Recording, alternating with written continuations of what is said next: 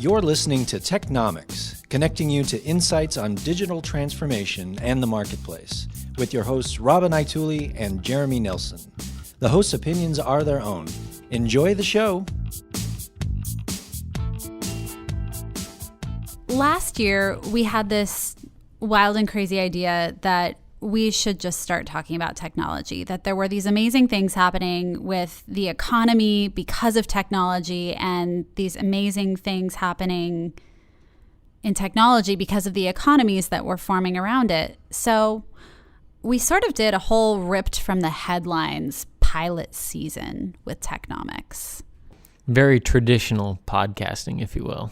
I like to think we were inspired by news greats like Walter Cronkite, and I should trail off right here because we were clearly not inspired by those great newsmen. We were just trying to capture a moment. Just having a conversation. And that was important. I feel like we had a moment in time, but realized that that moment in time needed to point in a different direction, needed to be headed out towards a different horizon. I think we found it. I think so too. That's why I'm really excited about this season of Technomics. I love the season part of that. One of my favorite, as we talk about technology, one of my biggest consumptions of technology is around Netflix. Are you a binge watcher? I am a huge binge watcher. So the hope then is, of course, that people will binge listen to this new seasonal approach to Technomics, where we're going to talk about customer engagement this season. It's what it's all about. At the end of the day, if you're not engaging your customers, you're probably not thriving. Probably not thriving, but also probably struggling to figure out what your purpose is. And if you haven't found that, you certainly aren't going to find the technologies to get you there. And I think that listeners are going to find that there are so many exciting avenues, and that there really is a core approach with how to get to excellent customer engagement through technologies. Absolutely. Every company has something new to learn about the way that they engage their clients, because you might be engaging them in ways you never even thought of. And I think that's something that we're looking to cover and hopefully help expand our listeners as far as some unique ways of thinking about their client experience and their engagement model, and some food for thought as far as other ways to use technology to enable that further. So speaking of customer engagement, I had the opportunity to sit down and talk with Insight's Senior Vice President of Services, Mike Gaumond, and you could not be there because, in fact, you were engaging with a client at that specific time. I was. So it is something that is near and dear to our heart and our practices, but Mike really sets this up really, really well. And the interview that follows really sets the tone for everything that we talk about with customer engagement, which is, looking for the approach that's right for your business and for your customers, and how technology can be an enabler of that, not just the thing. Du jour. Exactly. And I think it's interesting that we have Mike Gaumond, who's going to be the one kind of spearheading this and really kicking off the episodic nature of the new Technomics podcast, especially around client conversation, because here at Insight, as the leader of all services, it's clear to see that this is a model that we have embraced as an organization to help empower our clients through the use of technology by engaging them through our services arm. So this will be a great, great conversation. I'll ruin it for you. It was fantastic. And so with that, spoiler alert. Twist. When we come back, Mike Gaumond is going to join us here in the studio, where we talk about customer experience and its ever-growing importance to your brand and your company.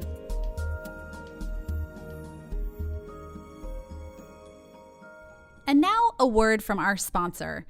Engaging your customers with modern technology requires a modern platform and infrastructure.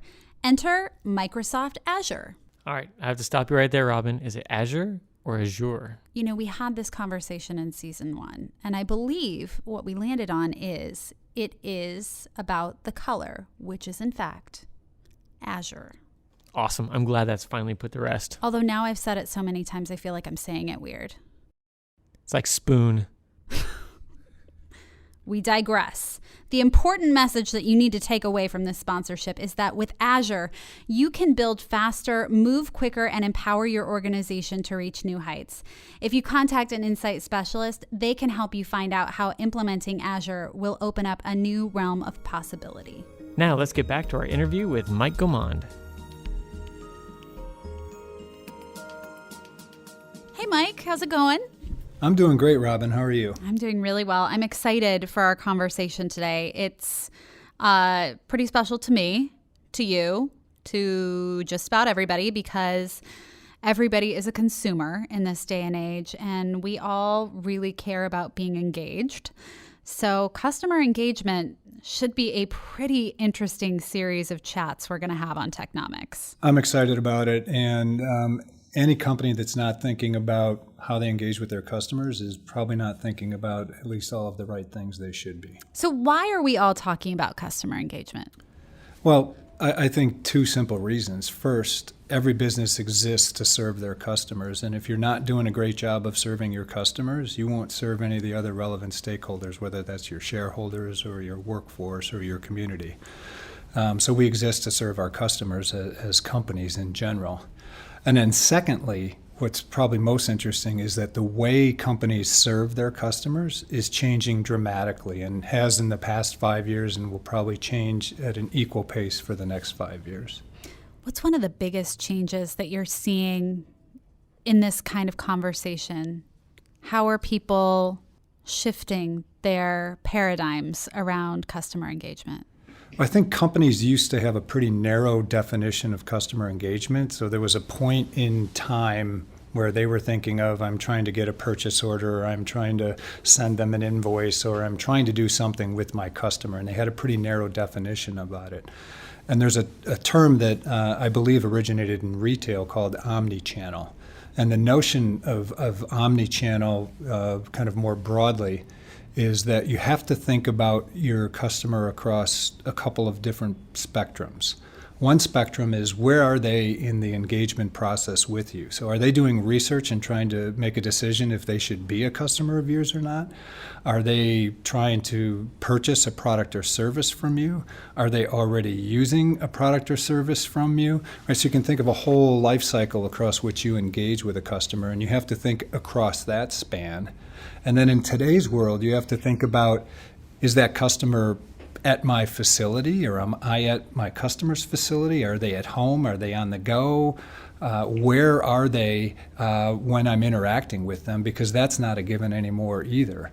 And the notion of omni-channel, again, that originated in retail is, how do I create a really consistent and really compelling and consistent with my brand experience for those customers, wherever they are physically and wherever they are in that life cycle of the journey with you as a company? I think there's a lot of different channels that really confuse people too in that whole omni-channel experience, right? I mean, you've got this entire proliferation of ways that you can reach consumers. How are businesses taking a look at all of those new channels and discerning which are the ones that they need to get to, and quickly? So I think that's a great question. And you know, I have a lot of clients that are asking questions like that. You know, should I develop a mobile application for my customer base? Should I use IoT with my customers? What role should cloud play? How should I use social media, as you just alluded to? What kinds of, where should I apply technology to better engage with my customers? And that's a great question, but you really need to flip it around and ask it the complete other direction, which is, what's relevant to my customer, right? Social media, depending on what business you're in and who your customer is, different forms of social media, different platforms in social media may or may not be applicable. Whether or not you need a mobile application may vary tremendously across industries or across who the buyer persona is. So it's not about which technologies should I use, but I would argue that you should start with your customer and look at that spectrum I alluded to earlier and say, what are all the touch points I have with customers? And I would encourage you to talk to your customers and find out, what are they doing? What do they like the most? What are the best experiences they've had that you might be able to apply to how you interact with them? I would also talk to people who aren't your customers and ask them why they've chosen not to be your customer. Maybe it was a conscious decision. Maybe they just picked somebody else and they didn't know about you.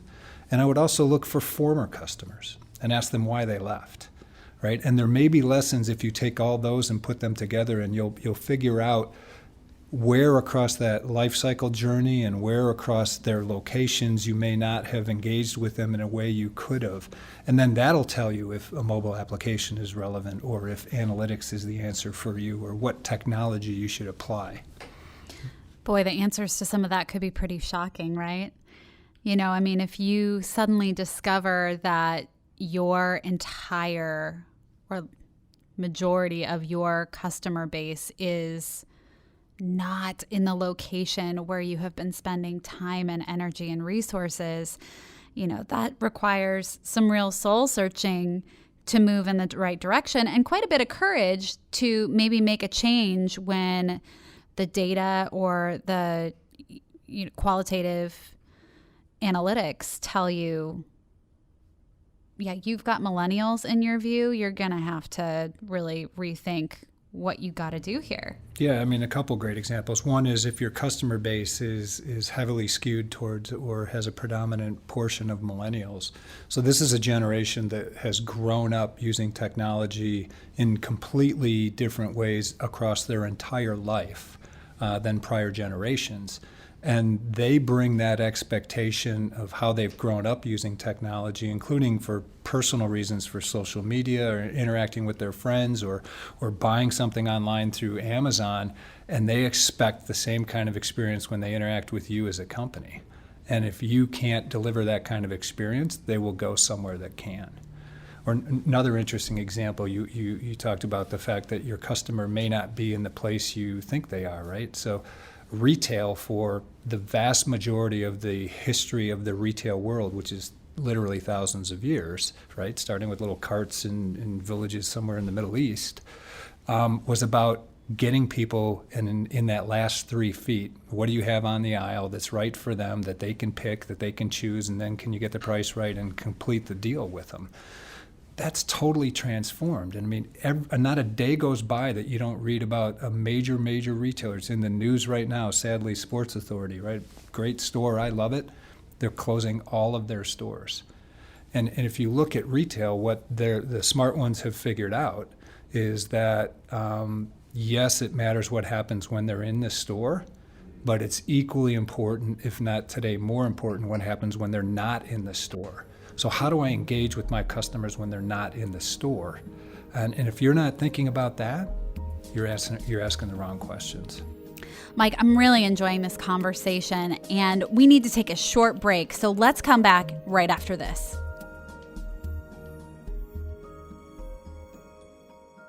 Jeremy, do you ever feel like you have a hard time figuring out what the most important technology news is on a weekly basis? Always. I never seem to know where to go. There's so much of it. So much. Fortunately for people like you, there is The Script, which is one of our newsletters that's about the news, best practices, and current trends in technology. We have scoured the web and we've looked for only the most important things. So if, like Jeremy, you need a concise, valuable way to get the most out of the technology headlines, visit insight.com to subscribe to The Script. They're IT headlines worth repeating.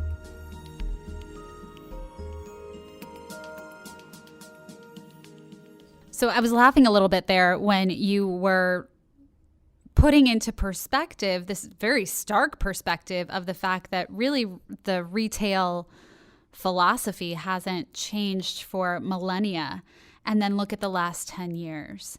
So getting up to speed with the kinds of technology and infrastructure that have to be in place simply to capture a market, let alone delight a market, that's a huge hill to climb. And it's not limited to retail either. I was going to say, is there Is anyone excluded from this? No. I mean, look at the business we're in. Insight, we sell technology to our clients, and we deliver solutions and services around that. And what's really fascinating is if you spun the clock back about probably 10 years ago or so, you would find that the vast majority of customers made a decision while they were in communication with our salesperson. Now what we're finding, and what the data shows us, is that 70 to 75% of the decision is made by our customers before they engage with a person at our company. So they're doing research and comparisons and reading analyst reports and going online and looking at specifications and doing all sorts of things that we used to do with them. They're doing it themselves. And think about the implications of that, because it's not just in that transaction category where the technology has to be. If you're talking about somebody trying to do research, the average human attention span is about 8 seconds long. So digesting huge papers is not a great reality unless you're really vested in the topic. From our perspective on the marketing side, we really want to be scaled up to be able to offer huge amounts of video, huge amounts of audio. So we want to be able to host all of that, and we want to go to the resources who can help us do that effectively so we can reach our customers effectively across any channel. But that is from end to end on the entire experience, and it better come all the way back around and keep being great. Well, and to your point, that means I think it has to be personalized, right? You can't just blast this out to a zillion people and see who it sticks with. So a lot of what we're seeing around customer engagement is how do you personalize it and tailor whatever your engagement is to the individual or to the company that you're dealing with. It has to be convenient. So convenience is a huge driver in today's world, right? Whether we're in our business or personal roles, as customers, we're all incredibly busy. We're all besieged with email and social media and meetings and all of those kinds of things. So when I want to interact with a company, it needs to be really convenient, which means in a way that works for me and an efficient and quick and don't waste my time. To your point on attention span, right? You know, videos and podcasts and all those things should be crisp and to the point and on mark, or they're just going to get ignored. And how do you personalize it and make it engaging without it becoming the stalker, right? Where people get few people are doing that great. Yeah. It gets a little creepy today. It does. So, but that really presents an interesting point, though, that my expectations as a customer are such that I want Amazon to have already figured that out, to map their digital marketing strategy and their advertising buy and get it to a point where it's like, oh, she already bought that. We should stop serving that ad now. We're just going to annoy her. And yet somehow that technology has not become manifest. So what are some companies that really are doing a good job, by and large, allowing for some of the unreasonable expectations that I and other millennials probably have? I think it's interesting if one experience I've had, Marriott hotels. So I travel a lot. I'm a Marriott Gold member, so this isn't a paid commercial announcement for Marriott, but I stay at their hotel properties a lot. And, they do some things really, really well. So they know who I am. They know my profile. They know what kind of rooms I like. I'm staying at one in a couple weeks, and I just called them and asked them to tweak a few things, which they did no problem, very easily for me. But the most amazing experience I ever had with them, which was really, really great, my wife and I went to Paris to celebrate our anniversary about 18 months ago. And congratulations. Thank you. On the destination and the long commitment together. Thank you on both. And we went and checked in to a Marriott Renaissance Hotel. We had never stayed there before. In fact, I'd never been to Paris, even though I've traveled all over the world. And we checked into the hotel and got into the room. The room was nice. The hotel staff was fantastic. The gentleman that checked us in, about 2 hours later, we went back downstairs. We were going to go out and get some dinner. And he said, I'm just not really thrilled with the room you have. I'm going to take care of that. Is it okay if we move your stuff while you're having dinner? I said, sure. So we came back, and they had moved us to the top floor. view of the Arc de Triomphe and the Eiffel Tower, a balcony on the front, no extra charge. And it was just because they knew, I was a valued customer of theirs. I didn't ask for it. I didn't complain about the room. We weren't planning to spend, the bulk of our time in the room. We wanted to see Paris.